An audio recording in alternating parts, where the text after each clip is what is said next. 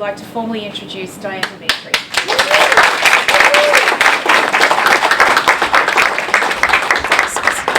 Very well then, make no mistake about it, 2 years on from 2 weeks to flatten the curve, and restrictions, mandates and segregation are still being imposed upon us.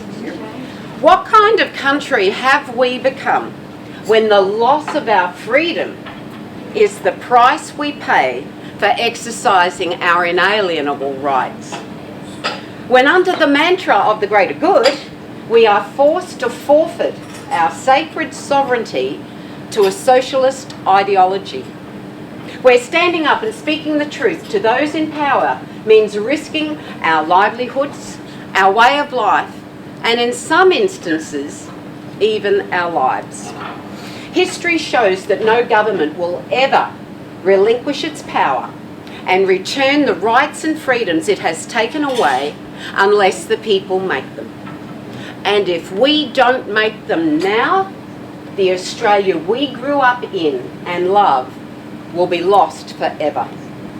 The last 2 years have seen this country's democracy slide into totalitarianism because of psychopathic politicians and power-mad bureaucrats. They've politicised a pandemic and weaponised a virus that has a 99.98% recovery rate if you're a normal, healthy human being. All intelligent debate has been squashed, and anyone who tries to speak up about the government overreach or the lack of scientific evidence is ridiculed. The freedoms and rights that we all took for granted for all these years are all but gone.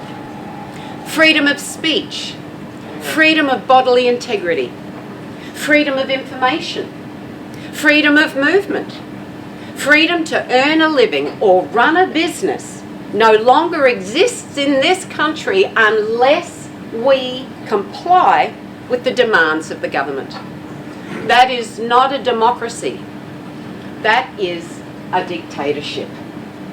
All Australians must be free to make informed decisions and live a life of liberty without loss of their basic human rights. Bullying, coercion and abuse are traits of narcissistic sociopaths and have no place in the leadership of a free democracy. You see, freedom matters. Like the air we breathe, we seldom appreciate its true value until it is strangled from us. Australians have always been a trusting, easygoing people, but we've been asleep at the wheel for too long. We've traded our critical thinking for complacency and our common sense for compliance. We've been conditioned to vote by default, either left or right. But there's little difference between Liberal and Labor nowadays. They are the corners of the same mouth, regurgitating the same political doublespeak. In fact, under the guise of the pandemic, they've given bipartisan support to bills that further undermine our rights and constitution. But most Australians are totally unaware of what's been going on behind the scenes. As World War II Holocaust survivor Simon Wiesenthal wrote, "For evil to flourish, it only requires good men and women to stand by and do nothing." And I refuse to do nothing. I refuse to tell my children and my grandchildren that I was one of the last generation of free Australians. It's time to reclaim the Australia my father fought for in World War II, to restore our freedoms, our rights and our liberty, and to revitalise small business, the engine room of any wealthy economy, and get this country back on track again. Like so many other businesses, our business fell afoul of the government's excessive COVID response and draconian mandates. Last year we had no option but to close our thriving national business and make our 200 staff redundant. A business we'd had for 12 years, it was heartbreaking. And most of those staff had been with us for over 12 years.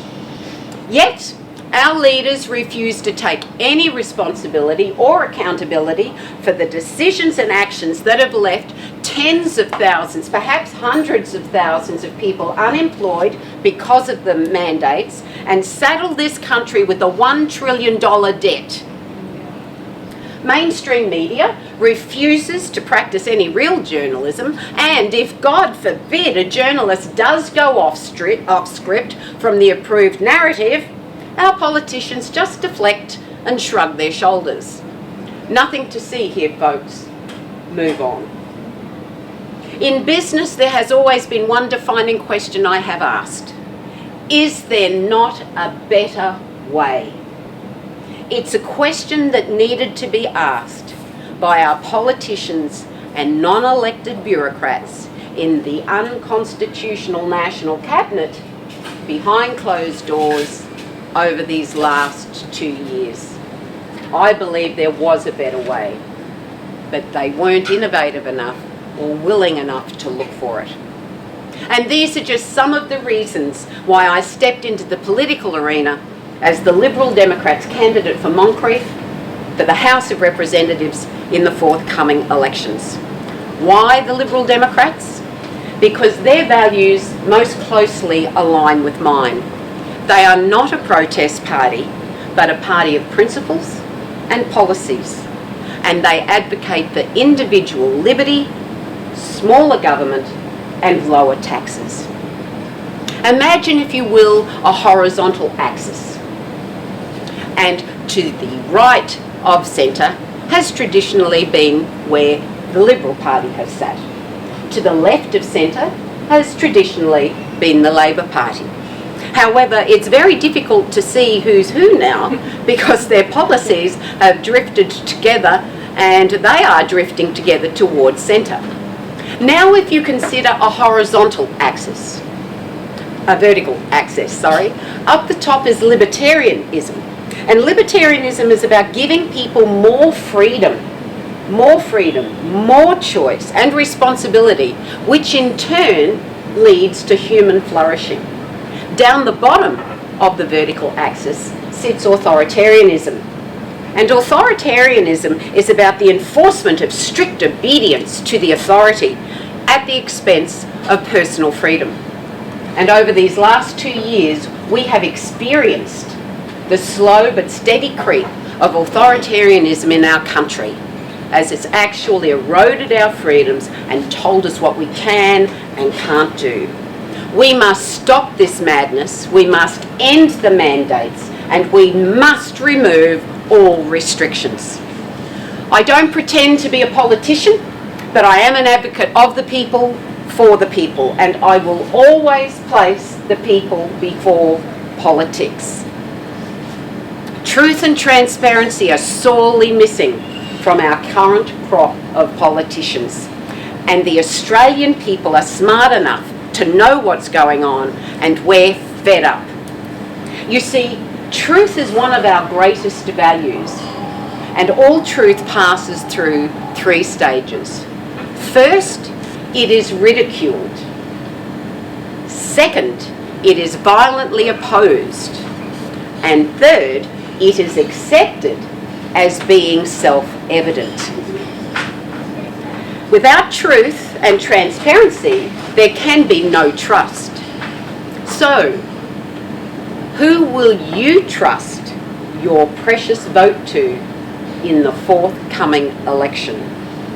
Your vote wields ultimate power in this election and in the country's future and in the legacy you leave for your children and grandchildren like never before. This election is pivotal. If you leave them a country where you never stood up, they'll inherit a country where they can't. We stand either on the brink of collapse or on the cusp of monumental change. As an eternal optimist, I believe now is the time to dream bigger dreams for ourselves, our families, our friends and our businesses. And that's where the Liberal Democrats excel. No other party provides a strategic future vision like the Liberal Democrats. Our Freedom Manifesto is an outstanding document that outlines 10 key policies to save Australia, to stimulate human flourishing and to drive economic growth. We can never go back, and nor should we want to go back. It's time for us to forge forward, and the Freedom Manifesto is the roadmap to that brighter future. You'll probably hear over the coming months that voting for a minor party is a wasted vote, but that's a lie. The more minor parties we elect and have in the House of Representatives and the Senate, the more scrutiny is applied. Frank and fearless debate generates informed decisions and reasoned outcomes which will benefit all Australians now and in the future. And as your elected member, I intend to hold the major parties to the fire, feet to the fire. I will advocate and agitate on your behalf. I will hold them and make them accountable and raise issues they refuse to touch.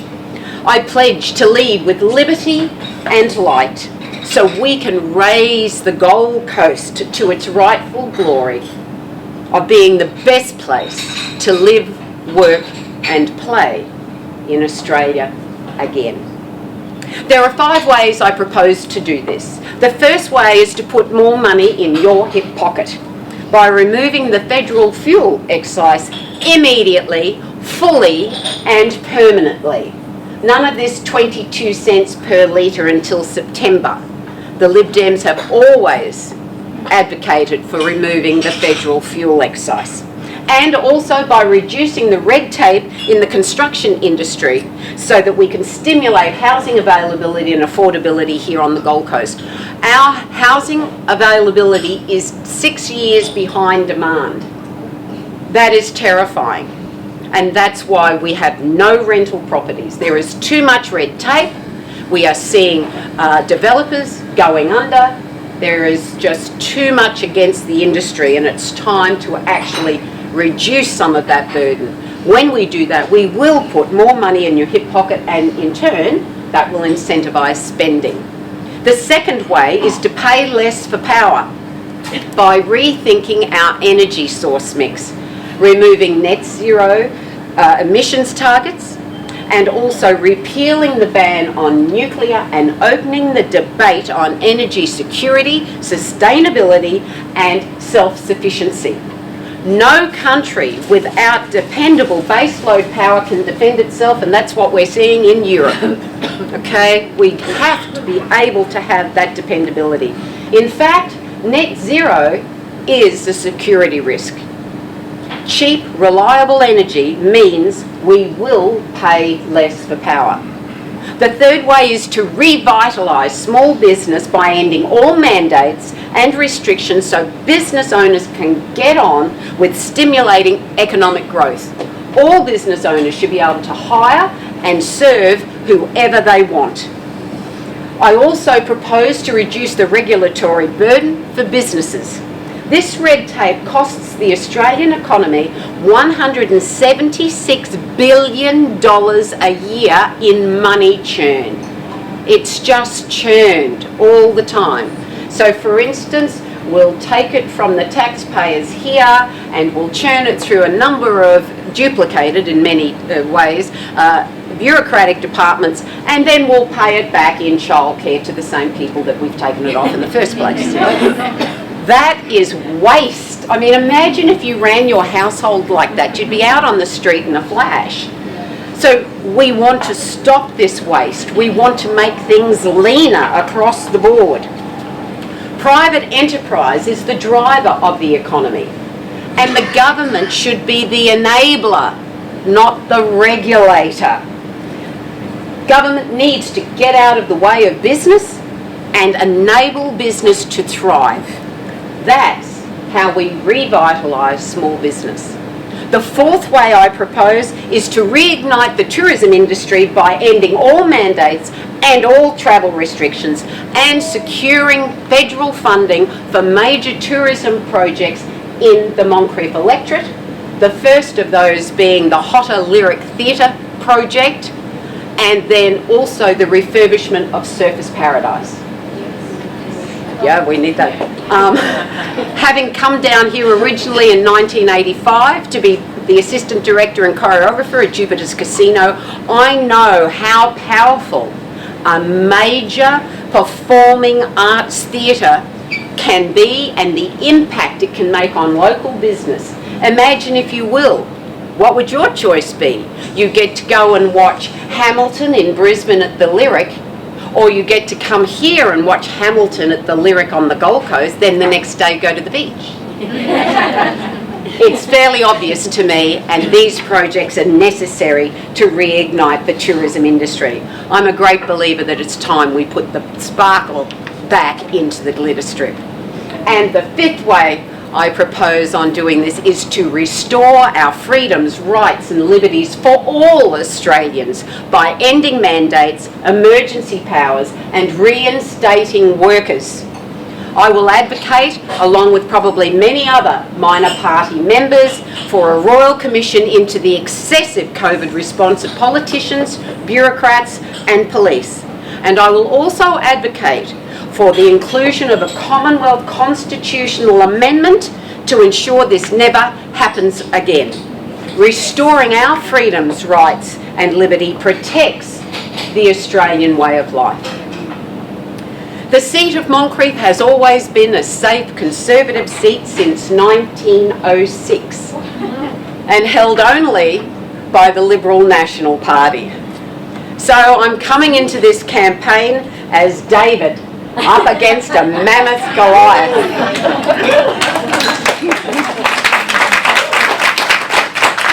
And I need your help to drop the giant. Running a campaign is a team effort, and we need lots of volunteers to help. Even if you only have a few spare hours here or there, please see one of my volunteers tonight and they'll pop your name on the list. Or conversely, you just might like to sign up to my newsletter and be kept up to date with the campaign.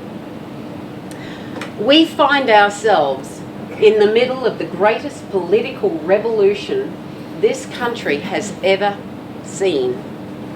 We've never seen this before here in this country. I believe Australia is still ours. I believe that we can take it back, so that our children and grandchildren can inherit a nation once more revered globally as the lucky country. So will you help me? Will you stand and fight for the freedoms, rights and liberty for yourself, your family, your friends and for your businesses? And if so, then let's make this happen and let's create history together. Thank you.